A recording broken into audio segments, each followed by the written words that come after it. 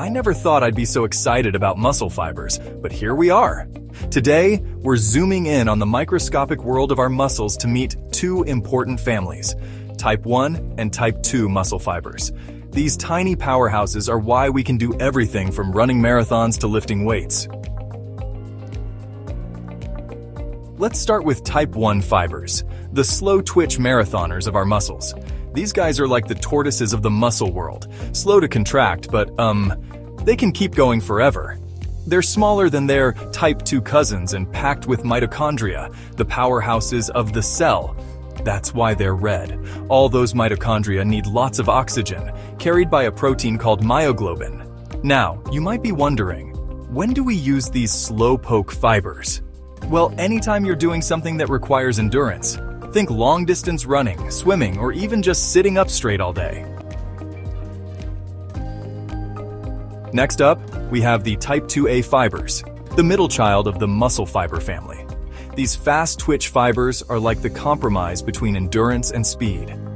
They contract faster than type 1 fibers, but can still resist fatigue pretty well.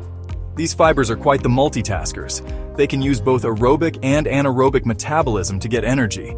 So when do we call on our type 2A fibers? They're perfect for activities that need both strength and endurance. Imagine you're, running a 400-meter sprint or doing a set of squats at the gym.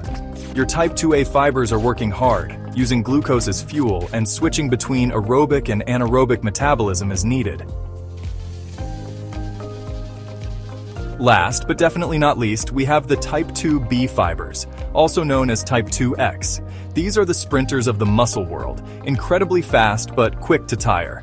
They're like that friend who's always first to arrive at a party but also the first to leave. These fibers are all about anaerobic metabolism, which means they don't rely on oxygen to produce energy. When do these speed demons come into play? Anytime you need a short burst of explosive power, we're talking 100-meter sprints, jumping to catch a frisbee, or lifting a heavy weight.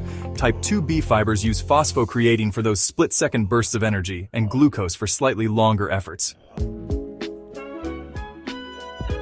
Now, you might be thinking, do I only use one type of fiber at a time? Well, not exactly. In most activities, both type 1 and type 2 fibers are working together, but the proportion depends on what you're doing. It's like a well-orchestrated dance. For a leisurely walk, type 1 fibers take the lead. Pick up the pace to a jog, and type 2A fibers join in. Sprint to catch a bus, and those type 2B fibers fire up. The really cool part is, your muscle fibers can adapt. Through training, you can actually influence the efficiency of your muscle fibers.